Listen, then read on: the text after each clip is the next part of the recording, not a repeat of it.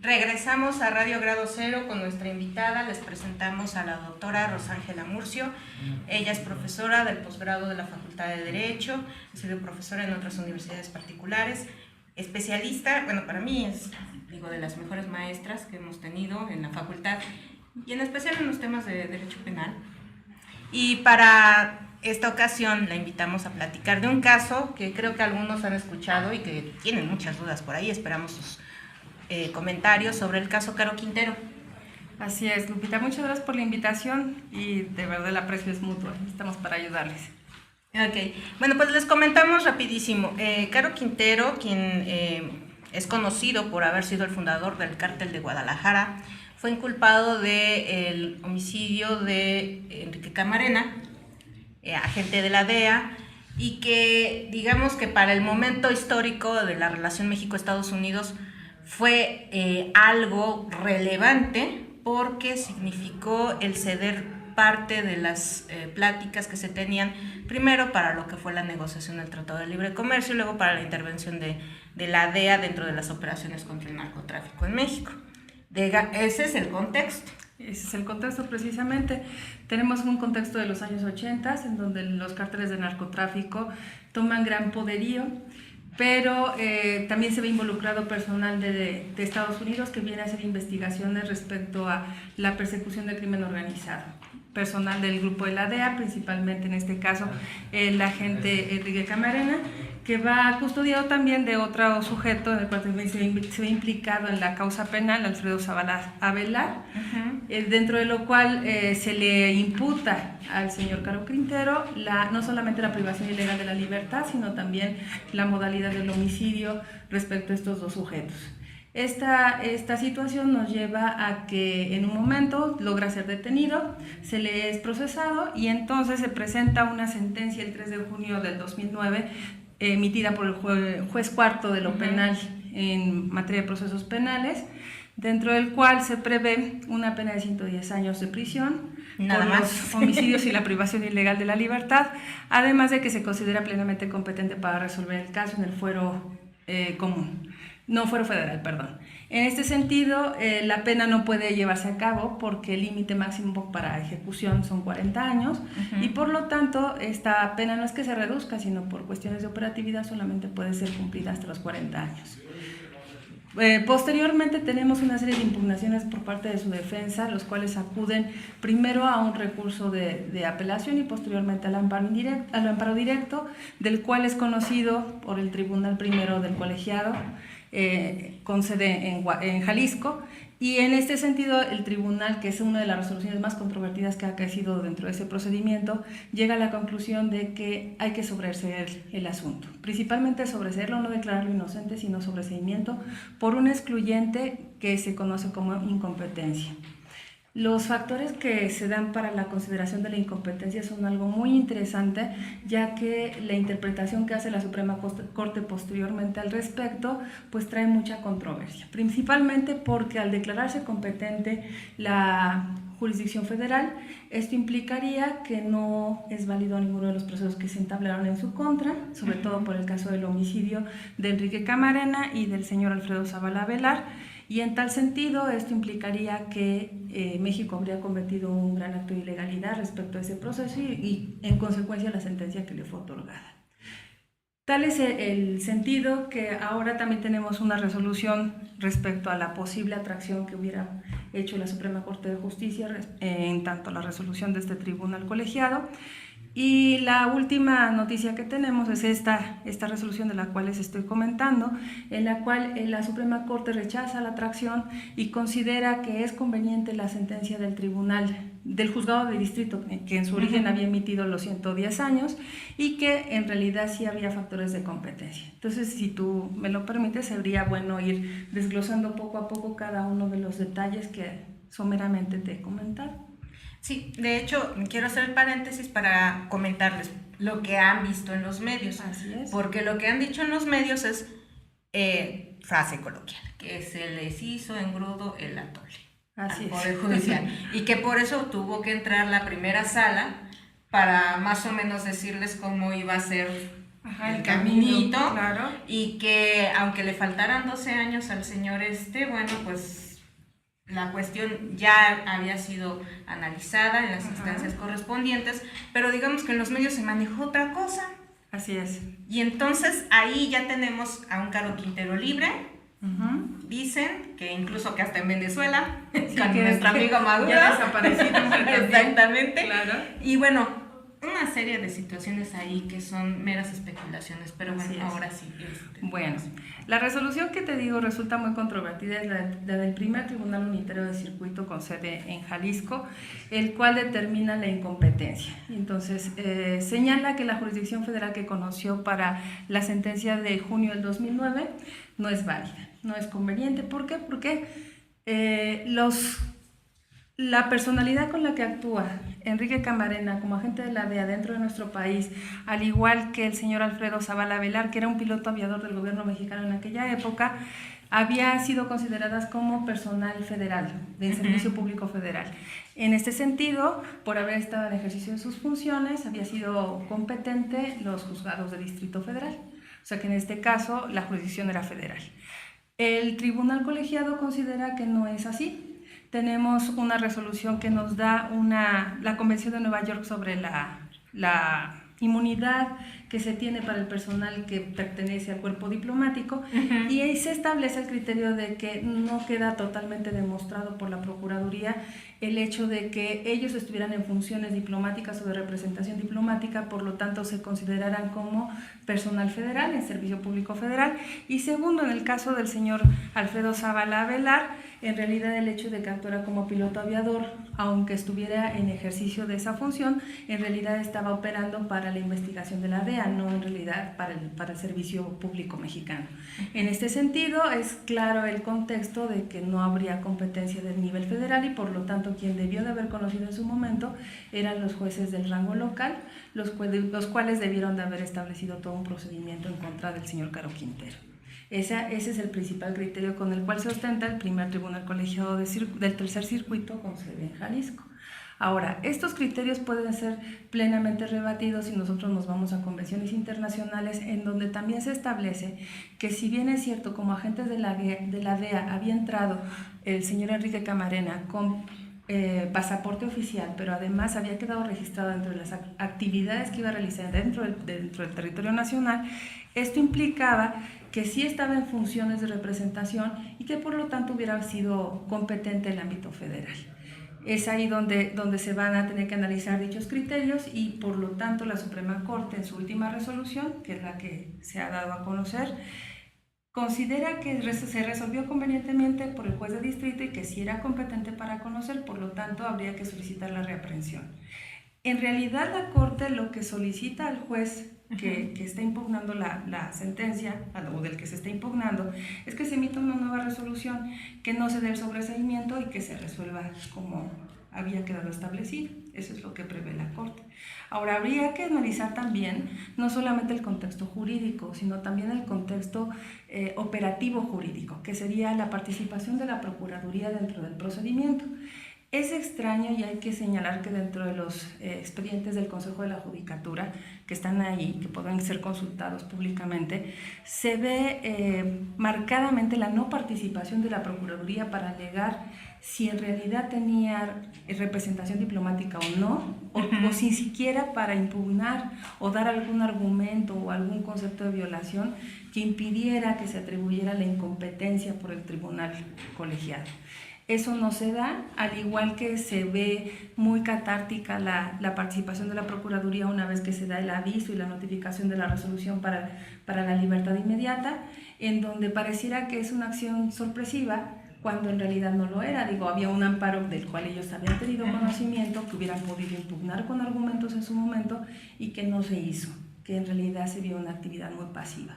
Ahora, si bien es cierto, se da la inmediata libertad, también hay algo que llama mucho la atención. ¿Cuál es la actividad de la Procuraduría respecto a la solicitud de extradición de Estados Unidos y con ello la solicitud de aprehensión con fines de extradición nuevamente para el señor Caro Quintero una vez que ha quedado puesto en libertad.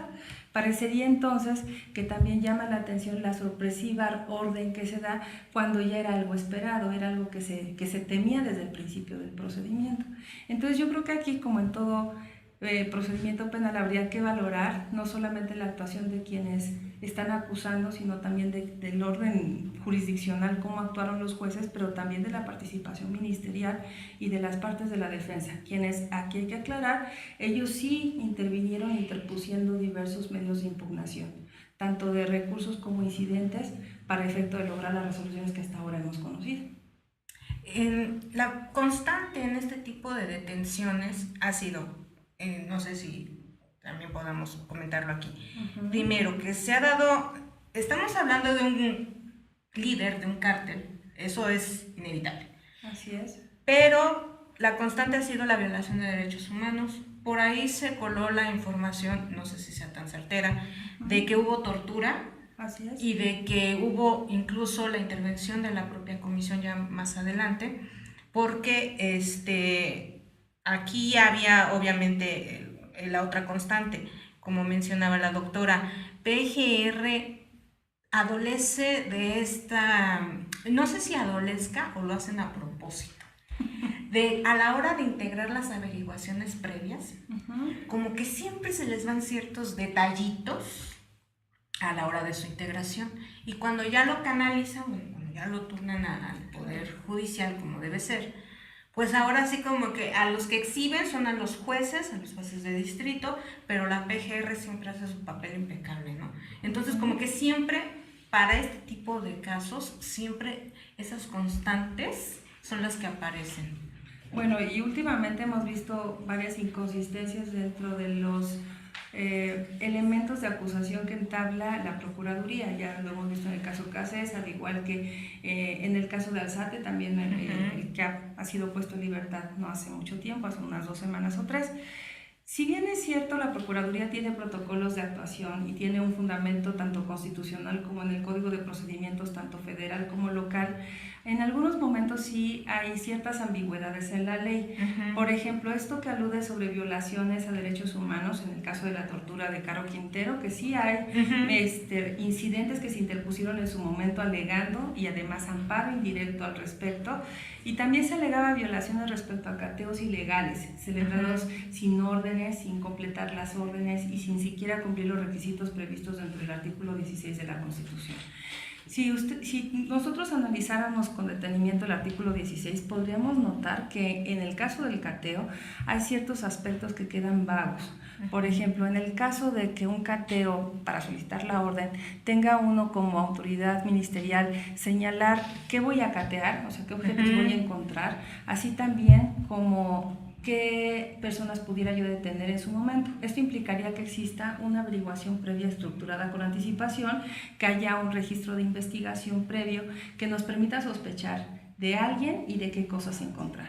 La cuestión en la práctica es qué pasaría si se lleva a cabo el cateo, levantando acta circunstanciada, en donde se dirá fe de cada uno de los pasos que está haciendo la policía ministerial para llevar a cabo el cateo, y en el momento de celebrarlo se encontrarán objetos diversos. Por ejemplo, yo voy a catear un lugar con mercancía pirata y en el momento dado ya encuentro droga, por ejemplo, ¿no? O encontrara yo personas privadas de la libertad en calidad de secuestro, o encontrara yo sujetos activos que ni siquiera había yo contemplado dentro de mi averiguación previa.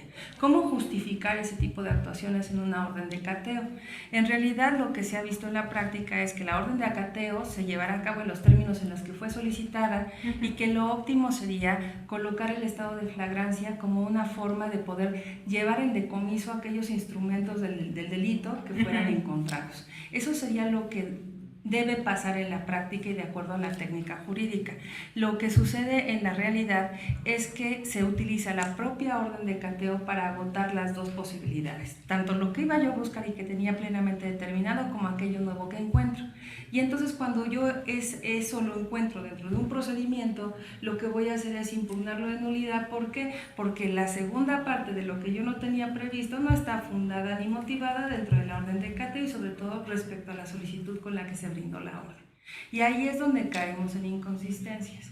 Ahora, la ley nos puede prever esos mecanismos, claro, pero habría que diseñarlos de manera mucho más dinámica y más concreta a efecto de que no se caiga tan vagamente en ese tipo de errores. Hablar de cateos ilegales o hablar de órdenes de detención o de aprehensión de manera ilegal es una constante. No sé si recordarás el caso, por ejemplo, del Divino, aquel defraudador de nuestro país, el cual tenía 15 órdenes de aprehensión con y que le agradecemos el claro, así es. Y recordarás también que cuando está en proceso de extradición, logramos la extradición, llega a México y sus abogados con oportunidad habían interpuesto el amparo contra las órdenes de aprehensión, la cual sospechosamente son ganadas por sus abogados. O sea, todas presentaban errores ministeriales dentro de la averiguación previa. Lo que tú decías, esto parecería que llamaría la atención como si fuera un pacto negociado con anticipación, ¿no? Nos vamos a equivocar para efecto de dar lugar a cabida. Yo no quisiera pensar en ese sentido, quisiera pensar que la justicia en realidad sí está o debe estar caminando de acuerdo a la ley y que en realidad lo que estamos viendo o somos víctimas es de inconsistencias dentro de la estructura normativa que nos permitan hacer objetivo ya práctico sin caer en estas vaguedades, ¿no? Eso es lo que yo quisiera pensar, para no especular un poco más, ¿no?, sobre razones que no pudiera dar una explicación. Sí, porque para el momento histórico que se dio la captura de Caro Quintero era más, como les comentaba, era una cuestión de legitimar ciertos acuerdos que ya venían de la mano con la negociación del Tratado de Libre Comercio y también posicionar a Salinas de Gortari como el gran líder del partido oficial. Si ustedes se acuerdan, Salinas de Gortari no era el candidato del PRI para las elecciones en el 88. Entonces, había que amarrar varias cosas. Primero, la cuestión de la legitimidad política en cuestiones nacionales, Caro Quintero. En cuestiones gremiales, obviamente el líder petrolero, La Quina, también al bote. Y entonces, todo el mundo decía, es que se están amarrando ese tipo de gremios, ese tipo de cotos para legitimarlo y obviamente ya está negociado para que en unos años ya queden en libertad, o etcétera, etcétera. Y entonces volvemos a esto que incluso, bueno, tiene que ver todo con el discurso político, pero cómo el discurso político le ha quitado el prestigio, le ha quitado la credibilidad a todo el aparato judicial, que era lo que yo comentaba en el bloque anterior. Eso es lo que ha perjudicado más al Poder Judicial que propiamente al Poder Ejecutivo. Parecería que la justicia en nuestro país pudiera ser objeto de negociación. Podríamos pensar hasta objeto de oportunidad política. Y creo que es evidente, de acuerdo a cómo lo planteas, pues es evidente que fuera así. Sin embargo, considero que si bien es cierto, a veces hay un punto de inoportunidad respecto a la actuación de las autoridades, quisiera yo decir, les gana la humanidad y la echan a perder o echan a perder los procedimientos y la aplicación normativa. También es cierto que nuestro Estado es una estructura de 3 poderes en los cuales se ven vinculados tanto el aspecto político-administrativo como el jurisdiccional y el legislativo. Y entonces no podemos dejar de plantear esa posibilidad. O sea, tampoco puedo pensar en aislar al orden jurisdiccional y pensarlo inmaculado e intacto de este tipo de influencias. Se suelen dar y no estamos lejanos de ello, aunque tengamos órdenes de control interno dentro del Poder Judicial que nos permitan confiar o tener cierta credibilidad respecto a las resoluciones que se dan en los procedimientos. Pero sí hay irregularidades, claro, como en todo órgano que está detentado por los seres humanos. Sí, y ya para terminar con el comentario de Caro Quintero y pasar a la última pregunta, ¿qué es lo que vendría, doctora? Después de, ahorita ya estamos como que buscándolo, ¿no? A ver dónde anda, pero a nivel del propio funcionamiento del proceso, ¿qué es lo que viene? Bueno, yo creo que hay que plantear 2 escenarios. El primer escenario es respecto al control de los cárteles de la droga. Mucho se ha dicho que están descabezados, o sea, que no hay un líder nato o un líder que pueda vincular a todos los cárteles que están ahorita en juego y que las pequeñas cabezas están en una constante lucha de poder. Esto implicaría también pensar, y quiero adelantarme un poco a la cuestión de la ciencia política, que la libertad de cierto líder puede implicar negociaciones dentro del del marco de los órganos del narcotráfico, dentro de la organización. Y esto podría llevarnos a ciertas negociaciones que pudieran establecer un marco de semipaz, de semicontrol. Eso es especulando, digo, es mi idea respecto a lo que políticamente pudiera estar pasando. Pero por otro lado también hay que plantear la cuestión realista si yo me pusiera en los zapatos de quien está siendo perseguido.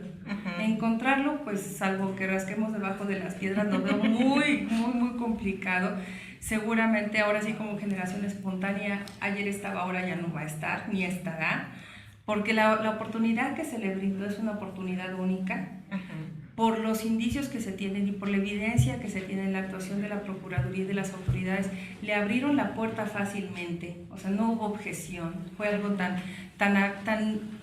tenue y tan abierto a la vez que le facilitaron el camino, entonces sería poco probable encontrarlo. Ahora, judicialmente, ¿qué se espera? Acuérdate que en nuestro país no puede haber procedimientos si no tenemos procesado. Entonces todo esto va a generar una gran pausa dentro de los procedimientos hasta en tanto no pueda ser reaprendido. Y principalmente lo que tendría que estar enfrentando, primeramente sería una orden de reaprehensión con fines de extradición, por un lado, y por otro lado hay que estar muy pendientes de la resolución que puede emitir el tribunal ante la orden de la Suprema Corte respecto a una nueva resolución, en el caso de que no se den por sobreseídos los procedimientos. Y vuelvo a insistir, no podría dictarla hasta en tanto no fuera reaprendido y se encontrara en posibilidad de ahora sí dar cumplimiento al artículo 14 de la Constitución, su derecho de seguridad jurídica y de defensa. Y bueno, ahora lo que vemos, el sexenio pasado era ya una lucha declarada en contra del narcotráfico. Y distinguíamos los cuerpos policíacos que se dedicaban a la aprehensión, pero también a la intervención ahí medio distorsionada del Ejército y la Marina en actividades que constitucionalmente no tienen. Así es. Ahora tenemos ya a un comisionado que tampoco está muy bien, digamos, protegido institucionalmente, porque digamos que adolece de algo, de un ordenamiento jurídico que sí le dé legitimidad. Bueno, y la idea de la gendarmería. Tenemos este panorama para nuevamente continuar con la lucha contra el narcotráfico, la delincuencia organizada. Pero usted, ¿cómo ve la intervención de estos cuerpos a la hora de estas aprehensiones? Bueno, el problema de la policía es su reglamento interior, sus circulares, sus acuerdos interiores que le den operatividad al cumplimiento de su deber. Ese es por un lado. Por otro lado, cuando hablabas de la intervención del ejército, es una forma mal justificada de su intervención en asuntos de delincuencia, porque recordarás que cuando se habla de figuras, por ejemplo, como es el decomiso o la confiscación, el decomiso es una figura donde te pueden sustraer de bienes provisionalmente porque están vinculados al crimen, siempre y cuando sean por motivos delincuenciales. Y la confiscación es una pena prohibida por el 22. Nos dice, no puedes retener bienes por efecto de considerarlos enemigos de la nación. El problema cuando se le da intervención al ejército es que en el sexenio pasado se considera al narcotraficante como enemigo de la nación. Y entonces, en tal sentido, yo le puedo quitar todos los bienes que yo pueda. ¿Por qué? Porque estamos considerando que está atacando a la patria, al Estado como tal, a su estructura. Y en este sentido también cometeríamos violaciones a sus propios derechos de acuerdo al 22, lo que acababa yo de comentar. Y segundo, el ejército no está creado, así como bien lo decías dentro de la Constitución, con la posibilidad de persecución delictiva. Es más, no tienen, salvo algunos sectores de la milicia, el adiestramiento para llevar a cabo este tipo de funciones. Nuestro ejército no es bélico, nuestro ejército en realidad es para labores sociales.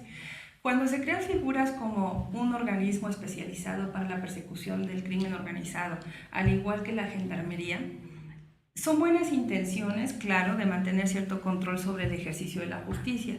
El problema, vuelvo a insistir, es la operatividad de los ordenamientos interiores que les permitan legitimar primero su actividad, su función y su personalidad, y también la actuación que día con día deben de llevar a cabo.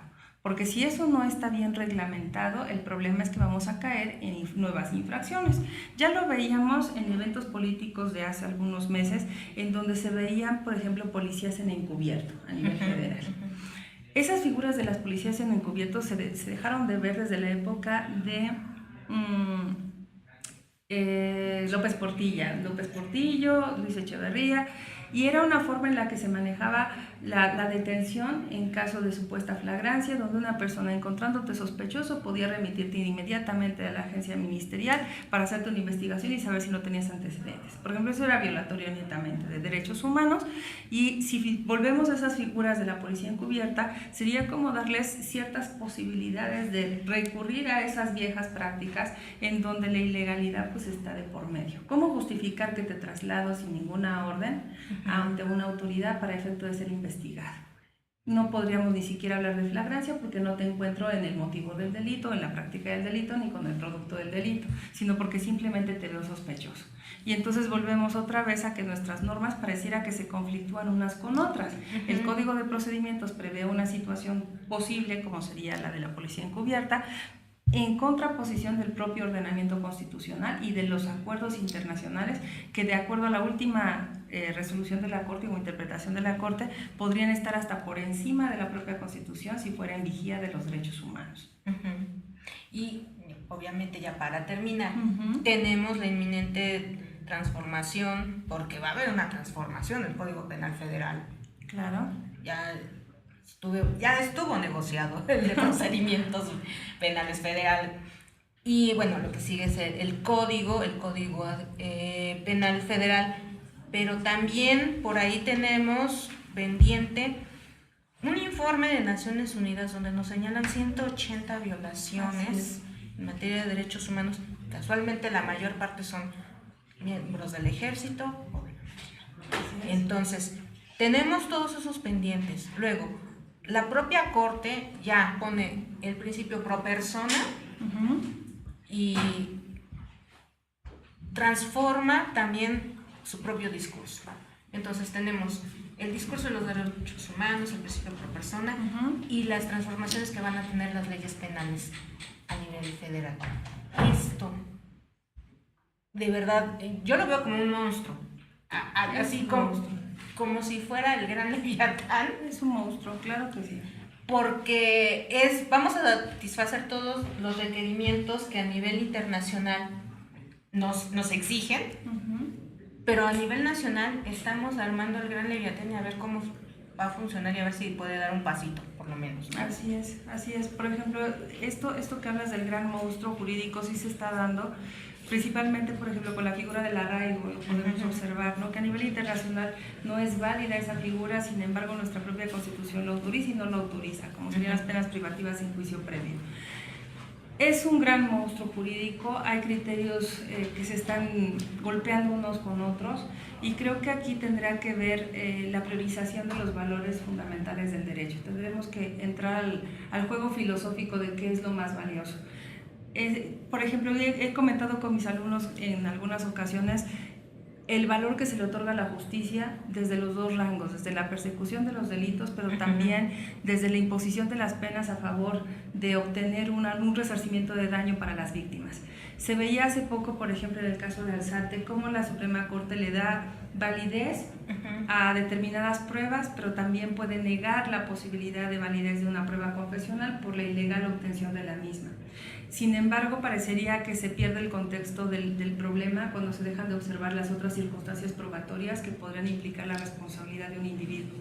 Yo creo que eso es un acto muy, muy delicado, el darle prioridad a unos derechos por encima de los otros, porque entonces, al igual que en el caso Cassés, la pregunta es, ¿y qué pasa con el derecho de las víctimas? El derecho a la justicia y también el derecho al resarcimiento de los daños. ¿Qué pasa con ellos? Al final, el procesado pareciera que ahora es intocable, que no lo puedo ni siquiera someter a ninguna declaración sin que esté asistido, sin que esté acompañado, y en eso hay toda la razón para vigilar sus derechos humanos. Pero el problema es, esa persona que agredió a la sociedad, esa persona que no tuvo la delicadeza ni siquiera de tener tiento contra las víctimas, pareciera que tiene el sartén por el mango de acuerdo a los últimos criterios de la jurisdicción, ¿no? Pareciera que ellos son los que tienen prioridad en sus derechos y entonces las víctimas, ¿dónde quedan?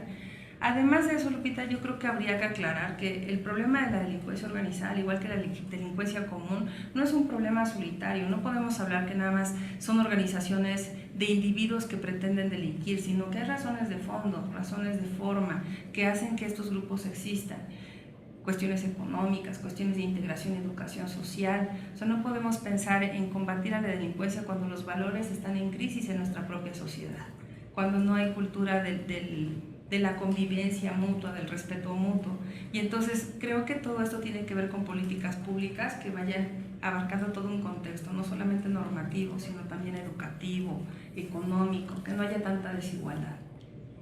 Y yo creo que la señal que vimos hace una semana con la declaración de Cocoa Calderón de que hay infiltrados dentro del Senado, dentro de la Cámara de Diputados, yo creo que ya hay el dar esa señal o el dar esos avisos también crea la incertidumbre en la gente, porque dice, bueno, entonces al rato sí vamos a estar como Colombia, con narcodiputados, con... Claro. Diputados negociando con los narcos, con gobernadores negociando con los narcos, pero ya abiertamente, ¿no? Sí, no lo encubierto, claro. No encubierto como suele suceder.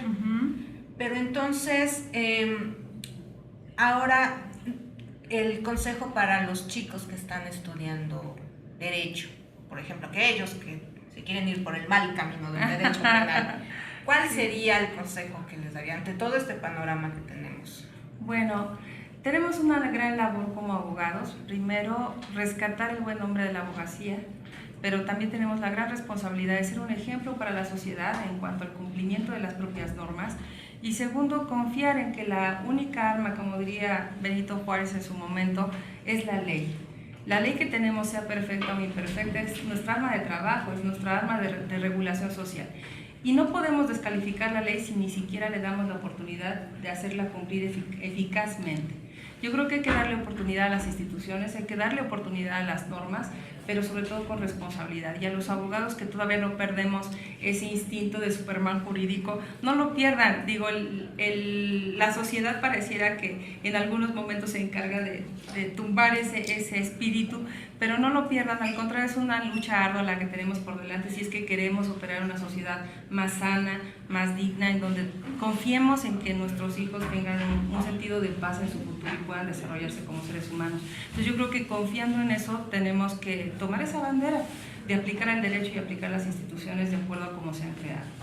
Bueno, pues le agradecemos a la doctora Rosángela Murcio que haya participado, que haya venido aquí al Centro Histórico a disfrutar de estar en este espacio. Esperemos que hayan tomado nota de todo lo que dio la maestra Murcio. Anótenlo porque va a venir en su próximo examen final. Sí, estamos cerrando semestre. Exactamente. Les agradecemos su participación.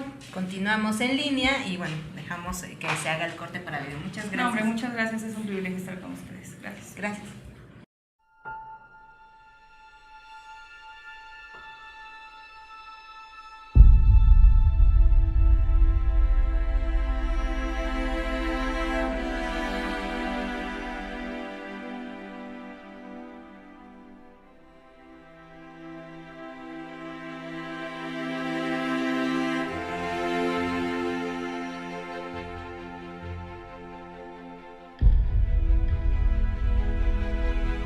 También de otro sujeto en el cual también se ve implicado en la causa penal, Alfredo Zavala Avelar, dentro de lo cual se le imputa al señor Caro Quintero no solamente la privación ilegal de la libertad, sino también la modalidad del homicidio respecto a estos dos sujetos.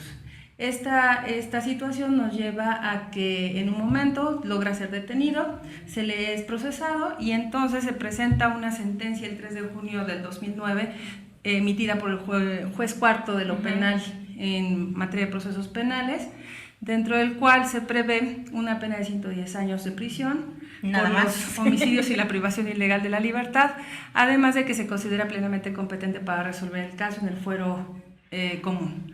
No, fuero federal, perdón. En este sentido, la pena no puede llevarse a cabo porque el límite máximo para ejecución son 40 años y por lo tanto esta pena no es que se reduzca, sino por cuestiones de operatividad solamente puede ser cumplida hasta los 40 años. Posteriormente tenemos una serie de impugnaciones por parte de su defensa, los cuales acuden primero a un recurso de apelación y posteriormente al amparo directo, del cual es conocido por el Tribunal Primero del Colegiado, con sede en Jalisco, y en este sentido el tribunal, que es uno de los derecho penal, y para esta ocasión la invitamos a platicar de un caso que creo que algunos han escuchado y que tienen muchas dudas por ahí. Esperamos sus comentarios sobre el caso Caro Quintero. Así es, Lupita, muchas gracias por la invitación y de verdad el aprecio es mutuo, estamos para ayudarles. Ok, bueno, pues les comentamos rapidísimo. Caro Quintero, quien es conocido por haber sido el fundador del cártel de Guadalajara, fue inculpado del homicidio de Enrique Camarena, agente de la DEA, y que digamos que para el momento histórico de la relación México-Estados Unidos fue algo relevante porque significó el ceder parte de las pláticas que se tenían, primero para lo que fue la negociación del Tratado de Libre Comercio y luego para la intervención de la DEA dentro de las operaciones contra el narcotráfico en México. Ese es el contexto. Ese es el contexto precisamente. Tenemos un contexto de los años 80 en donde los cárteles de narcotráfico toman gran poderío, pero también se ve involucrado personal de Estados Unidos que viene a hacer investigaciones respecto a la persecución del crimen organizado. Personal del grupo de la DEA, principalmente en este caso el agente Enrique Camarena, que va a custodiar otras cuestiones más controvertidas que ha acaecido dentro de ese procedimiento, llega a la conclusión de que hay que sobreseer el asunto, principalmente sobreseerlo, no declararlo inocente, sino sobreseimiento por un excluyente que se conoce como incompetencia. Los factores que se dan para la consideración de la incompetencia son algo muy interesante, ya que la interpretación que hace la Suprema Corte posteriormente al respecto, pues trae mucha controversia, principalmente porque al declararse competente la jurisdicción federal, esto implicaría que no es válido ninguno de los procesos que se entablaron en su contra, sobre todo por el caso del homicidio de Enrique Camarena y del señor Alfredo Zavala Velar, y en tal sentido esto implicaría que México habría cometido un gran acto de ilegalidad respecto a ese proceso y en consecuencia la sentencia que le fue otorgada. Tal es el sentido que ahora también tenemos una resolución respecto a la posible atracción que hubiera hecho la Suprema Corte de Justicia en tanto la resolución de este tribunal colegiado. Y la última noticia que tenemos es esta resolución de la cual les estoy comentando, en la cual la Suprema Corte rechaza la atracción y considera que es conveniente la sentencia del del juzgado de distrito, que en su origen había emitido los 110 años y que en realidad sí había factores de competencia.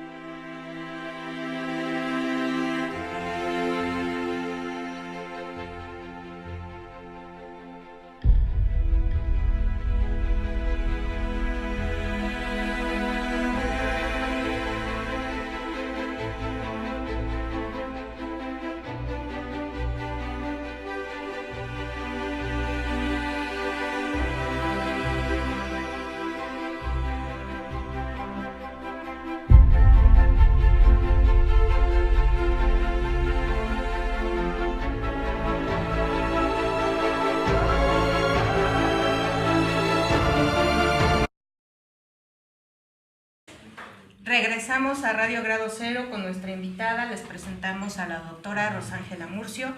Ella es profesora del posgrado de la Facultad de Derecho, ha sido profesora en otras universidades particulares, especialista, bueno, para mí es, de las mejores maestras que hemos tenido en la facultad y en especial en los temas de competencia. Entonces, si tú me lo permites, sería bueno ir desglosando poco a poco cada uno de los detalles que someramente te he comentado. Sí, de hecho, quiero hacer el paréntesis para comentarles lo que han visto en los medios. Así es. Porque lo que han dicho en los medios es frase coloquial, que se les hizo engrudo el atole al Poder Judicial. Y que por eso tuvo que entrar la primera sala para más o menos decirles cómo iba a ser el caminito. Claro. Y que aunque le faltaran 12 años al señor bueno, pues la cuestión ya había sido analizada en las instancias correspondientes, pero digamos que en los medios se manejó otra cosa. Así es. Y entonces ahí ya tenemos a un Caro Quintero libre. Dicen que incluso que hasta en Venezuela, sí, con que nuestro amigo Maduro. Ya desaparecido. Exactamente. Claro. Y bueno, una serie de situaciones ahí que son meras especulaciones, pero bueno, ahora sí. Bueno, la resolución que te digo resulta muy controvertida, es la del primer Tribunal Unitario de Circuito con sede en Jalisco, el cual determina la incompetencia. Entonces, señala que la jurisdicción federal que conoció para la sentencia de junio del 2009 no es válida, no es conveniente. ¿Por qué? Porque los